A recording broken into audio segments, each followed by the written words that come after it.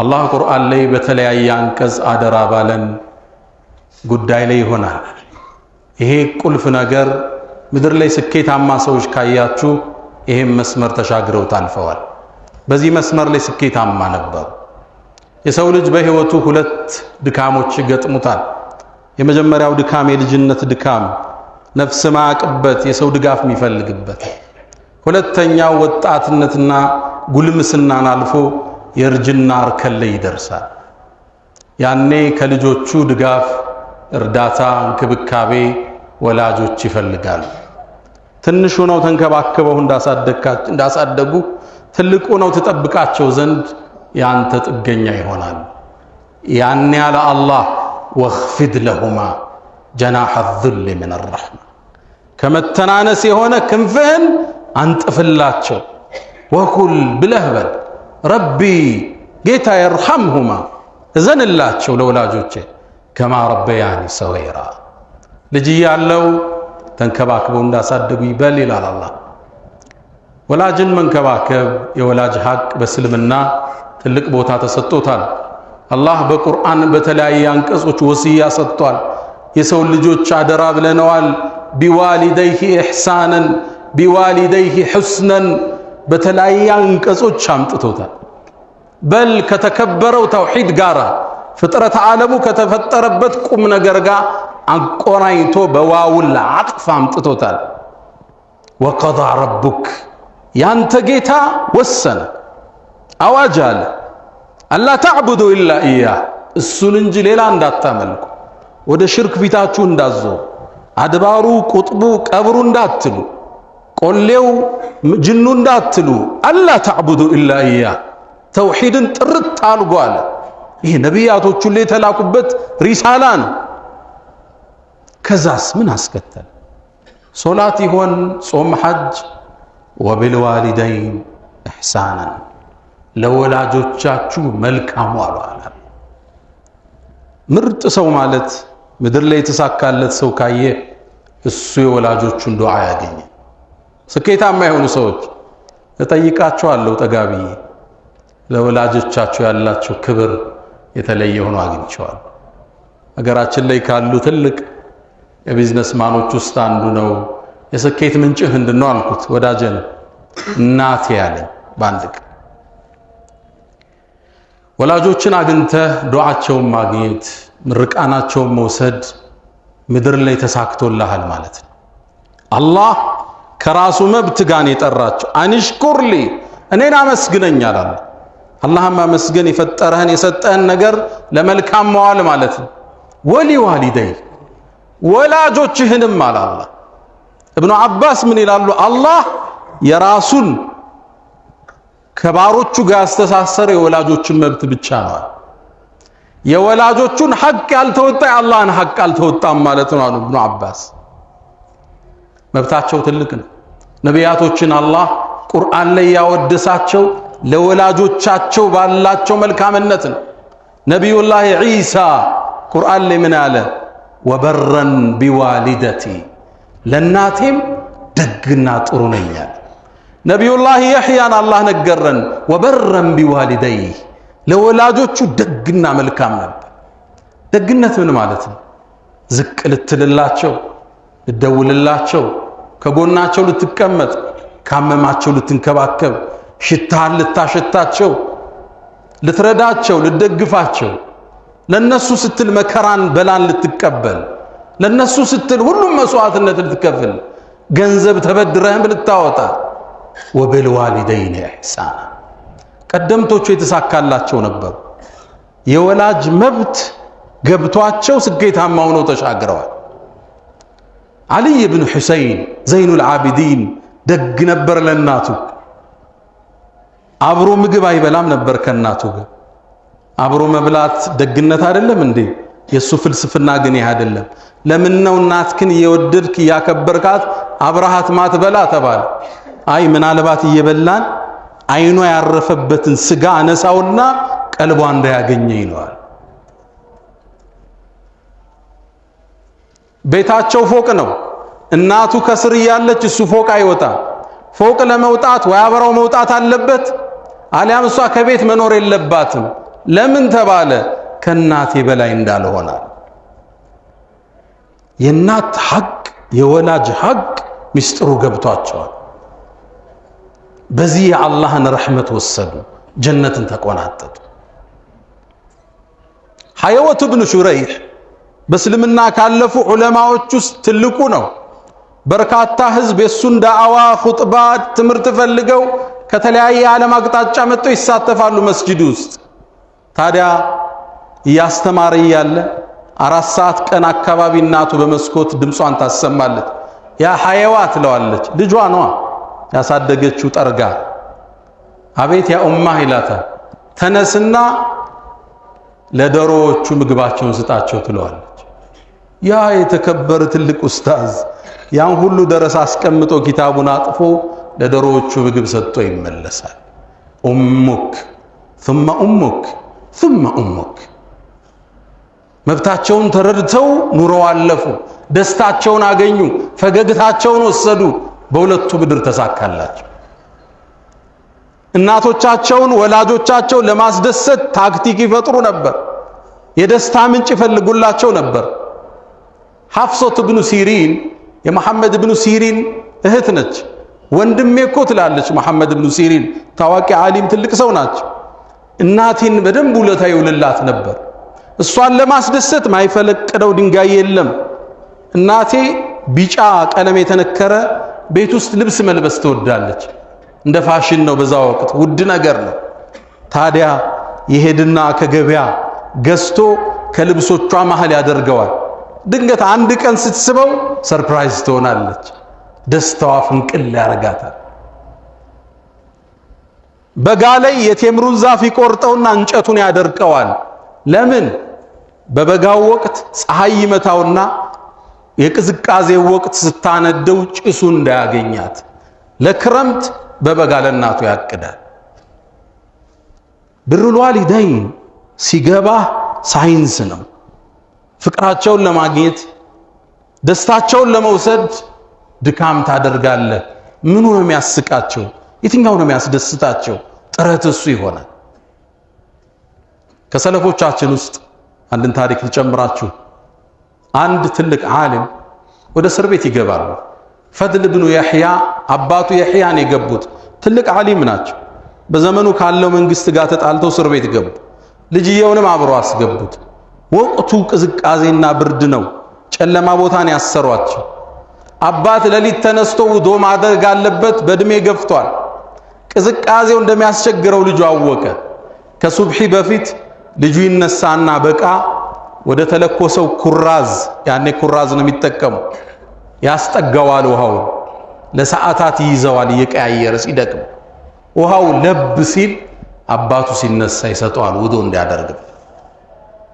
ታዲያ የእስር ቤት ዘበኞቹ ይሄን አዩ። አሃ ለአባቱ እያሞቀ እኛ ልናሰቃየው ከተን ውሃ እያሞቀ ይሰጠዋል። ማታ ማታ ሌሊት ሻማውን አነሱት። አባቱ በምን ውዶ ያል? ልጁ ሌላ የአላህን መንገድ ውዴታ የሚያገኝበት መንገድ ቀየሰ። በቃ ያደርገውና ውሃውን አቅፎት ይተኛል። ታዲያ ለብ ይሌል አባት ሲነሳ በዚህ ውዶ ያደርጋል። ወወሰይና ልኢንሳን ቢዋሊደይህ ኢሕሳን።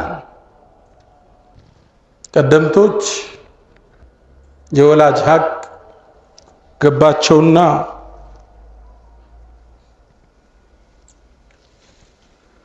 ተጠቅመውበት አለፉ። ታዲያ ይሄ ትውልድ እንደ አዲስ ለወላጆቹ ሐቅ መብት ያልሰጠ፣ ክብር የነሳቸው፣ የስቃይ ማዕከል የከተታቸው፣ በእነሱ ተመርቆ ዕጣው ያልወጣለት እንደ አዲስ የነዚህን ታሪክ ሊማር ይገባዋል። የነሱ መብታቸው የምትንከባከባቸው ለነሱ ውለታ የምትውለው በህይወት እያሉ ብቻ አይደለም፣ ሙተውም ቢሆን። ወደ ነቢዩ ዓለይሂ ሰላቱ ወሰላም አንድ ሰው መጣ። የአላህ መልእክተኛ ወላጆቼ ሙተዋል፣ ከሞቱ በኋላ ለነሱ ደግ ነገር እውላለሁ እንዲህ አላቸው። አዎን አሉት። አንተድዑ ለሁማ ዱዓ ልታደርግላቸው፣ እጅህን አንስተህ ጌታዬ ማራቸው።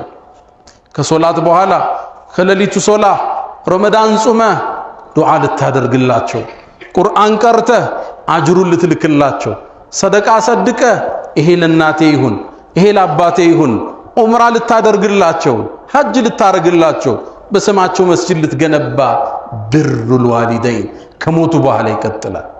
ነብዩ አስከተሉ የሚወዷቸውን ጓደኞቻቸውን በሕይወት እያሉ ከነሱ ጋር መልካም ልትውላ ያባቴ ወዳጅ ብለ የናቴ ወዳጅ ነበረች እኮ ብለ ደውለህላት ሀዲያ ልትልክላት ስጦታ ልትልክላቸው መልካም ልትውልላቸው እነሱም ሲደርሳቸው የዛች ደግ ልጅ እኮ ነው እምትባል መሆን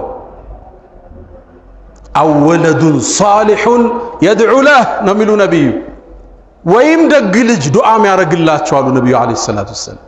አንተ ደግ መሆንህን ለማወቅ ከፈለክ ለወላጆች እጅን ታነሳለህ የሚለውን ተመልከት። የደግነት መመዘኛ ከሞቱ በኋላ እጅህን ለነሱ ማንሳት ላትረሳቸው። ዑርወቱ ብን ዙበይር ረዲየላሁ ተዓላ ዐን ታላቁ ሰሃባ እናቴ ወይ አባቴ ሞቱ ይላል።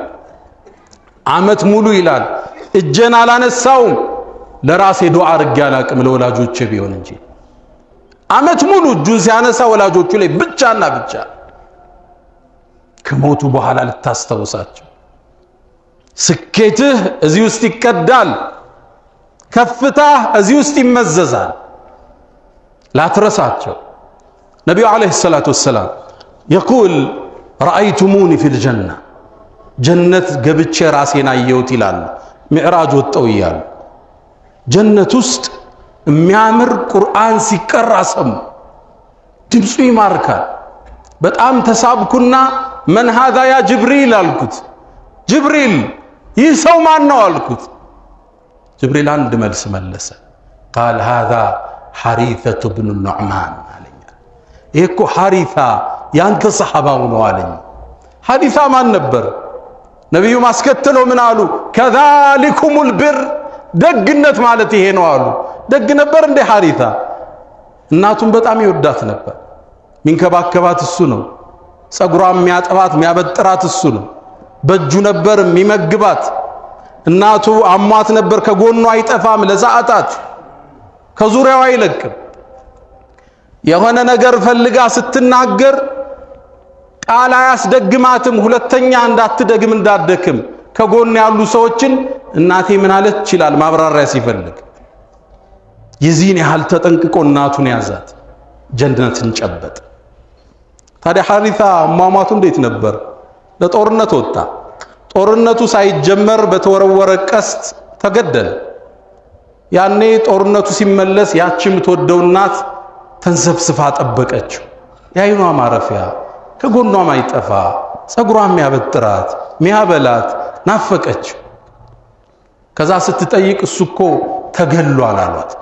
በእርግጥ ሸሂድ እንዲሆን ነው የላከችው። አልፈ ቆየኝ ብላን የሰደደችው። ግን ደግሞ ዝም ብሎ ተገደለ ሲባል መሸከም አልቻለች። ወደ ነብዩ መጣች። ያ አላህ መልእክተኛ ሐሪታ የት ነው አለች። ዝም ብሎ ተገሎ ደመከልብ ነው ከሆነ ማረገውን አሳያችኋለሁ አለች። ጀነት ከሆነ ግን እታገሳለሁ አለች። ነብዩ ትክ ብለው አያት። በእድሜ የገፋች ሽማግሌ የልጇን አፍቆት ያንገባገባት እናት አወ ጀነቱን ዋሂዳ ኡሙ ሐሪታ አንቺ ሐሪታ እናት ጀነት አንድ ብቻ መሰለሽ እንዴት ተሸለመው? ጀነቶች እኮ ነው አላህ የሰጠው። ወኢነ ብነኪ ሐሪታ قد نال الفردوس الأعلى የላይኛው ፍርደውስ ጀነት ልጅሽ ተቆናጧል አላት። ከዛሊኩሙል ብር ለወላጅ ደግ ለነሱ መጨነቅ ለነሱ መኖር ለነሱ መስዋዕትነት መክፈል የስኬቱ ጥግ የምጥቀቱ ጥግ ነው። አላ ወፈዓሉል ኸይራት ወስተግፊሩ ረበኩም ፈጡባ ሊልሙስተግፊሪን። አልሐምዱሊላህ አላ ኢሕሳኒህ والشكر له على تفضله وامتنانه ولا إله إلا الله تعظيما لشأنه وصلى الله وسلم وبارك على رسوله وإخوانه. ودم أمنان لولاجوش ملكام مهون بمدراوي هيوتاتشن بنقدو بتمرتو بعلمو بمهابراوي قنينيو نتاتشن يتكبرنا يتساكالن هنا لما كتل ميسترسنو ولا جالك أسبت መጨረሻው አወዳደቆ ይከፋም የነሱን ዱዓ ያገኘ ምድር ላይ ስኬት የተቆናጠጠ ማለት እሱ። ነቢዩ አለይሂ ሰላቱ ወሰላም አንዴ አማተሩና አንድን ዜና ተናገሩ። ሰሃቦቹ ከበዋል እና ዑመር ባሉበት መድረክ ነው። አፍደሉ ታቢዒን ከተከታዩ ትውልድ ከሰሃባው ትውልድ በኋላ በላጭ አንድ ሰው አለ አሉ። هو أويس القرني أويس من قرن يمن متجي كتمالش قرن متبان قرن بليل النباوة السجاع ميمتا أويس ميبالون بلاجوان بمن بلته كانت له أم بار بها النات علتشو ملك عمي والنات أويس كيمن ميمتا أو سجاجو مجاهدين وصدق عمي ستوار اللي ما يعلم الناس نبرتشو لسواسو مرت نبرا تاريا زورا يا عمر أنت عمر صديق هذه الأمة أنت عمر ويسن يا جنيه وندون استغفار يا درج الله شو نبينا عليه الصلاة والسلام تكتاي تولد عمر لم يعل صحابة ونديت دعاء درجال من بيسرانا أو الناس نبرتشو ويس أمات نبر ከጎኗ አይጠፋ ያበላታል ይንከባከባታል ያሻታል። ታዲያ ነብዩ መላካቸውን ሰማና እስልምናን ተቀበል ሰለላሁ ዐለይሂ ወሰለም። ያኔ እሳቸውን ሄዶ አይቶ ሰሃባ መሆን ፈለገ። ኡማ እናቴ አላት ሄጄ ነብዩን ልገናኝ አላት። አይሆንም ከጎኔ ቁጭ በላለች። ጓጉቷል አሁንም ወደ ነብዩ ዐለይሂ ሰላቱ ወሰለም። እናቴ ወይ ነብዩን እጄ ተገናኝቼ ልምጣ በጭራሽ ከጎኔ አትለቅም መለየትህን አልችልም አለች። ይህ በዚህ ሁኔታ ያለ ከናቱ ጥግ ያለ ነብዩ አለይሂ ሰላቱ ወሰላም ወደ አኺራ ተሻገሩ። ነብዩ እንደናፈቀ ላያቸው እዛ ገጠር ውስጥ ስላለ አንድ ሰው ግን የዓለማቱ ጌታ ዜና ለነብዩ ላከ። በላጩ ተከታይ ወይሱል ቁረንይ ነው አላህ። ታዲያ ዑመር ዱዓ አድርግልህ ተብለዋል። ከየመን ሰዎች ለሐጅ ሲመጡ ይሰበስባቸዋል። እናንተ የመን ሰዎች ከናንተ ውስጥ የቁረን ሰዎች አለን ወይ ይላል የከተማዋ። አዋለን ይሰበሰባሉ። ከናንተ ውስጥ ወይስ የሚባል አለ? የለም። በየዓመቱ ዑመር ይጠይቃል ሐጅ ነው። አንድ ሐጅ ቀን ላይ ዑመር ወጣ።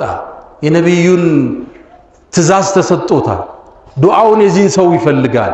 እናቱ የመረቀችውን ወጣት መጣ። የየመን ሰዎችን ሰበሰቡ። እናንተ ውስጥ የቁረን ሰዎች አሉ? አዋለን። እሺ ከናንተ ውስጥ ወይስ የሚባል አለ? የየመን ሰዎች ተገረሙ። አንተ የምእመናን መሪ ወይ? አንተ የዓለም አስተዳዳሪ ወይ? ወይስ እኮ ማለት ተራ ሰው ነው። አንተ ልትጨነቅለት የሚገባ አይደል? እንዴት ጠራኸው አሉ። እኔ ደረጃውን ማቅ አለ ነው ያሉ። አዎ አለ። የት ነው? ግመል እየጠበቀ ነው። ትተውት መጣ። ጥሩልኝ አለ ዑመር። ሲመጣ ነብዩ አለይሂ ሰላቱ ወሰላም ሰውነቱ ላይ የበሽታ ነበረበት፣ ቆዳው መላላጥ። አላህ አድኖት ትንሽ ነጭ ነገር ሆዱ ላይ አለሽ ተብሏል። ዑመር ደረሱ። ማነህ አንተ አሉት። አብዱላህ አላቸው። የአላህ ባሪያ ማለት ነው። ስሙን መናገር አልፈለገም፣ አልዋሸምም። ዑመር ገብቷቸዋል። ኩሉና ዒባዱ ሊላህ አሉት። ሁላችንም የአላህ ባሪያንን። ስምህ ማን ነው አሉት። ወይስ ነኝ አለ። ሆድህን ግለጥ አሉት። ምልክቱን አየ። በል እንግዳ ነብዩ አለይሂ ሰላቱ ወሰላም አንተን ካገኘን እስትግፋር እንድታረግልን ቃል ገብተዋል። ሰይድና ዑመር ከዚህ ሰው ዱዓ ተቀበሉ። ብሩል ዋሊደይን ለወላጆች መልካም መሆን የሁለት ዓለም ስኬት እዛ ውስጥ ነው ያለው። አለመታደል ሆኖ ብዙ ሰው ያስጨንቀው ነው። ጭንቀቱ ውስጥ አይደለም። የነሱን ዱዓ አይፈልግም። እነሱ ስለመንከባከብ አያስብም። ብር ብቻ ልከህላቸው አይሆንም። ልደውልላቸው ይገባል። አልፎ አልፎ ልዘይራቸው ይገባል። ውጭ ሀገር ከሆንክ ልጆችህን ይዘመጠህ ተሰብስበው አውረው በልተው ተጫውተው በላይ ወርደውባቸው በታች ወጥተው የልጃቸውን ልጅ ማየት ይፈልጋል። ከህይወት ውስጥ እቅድ አውጣ፣ ፕላን አውጣ።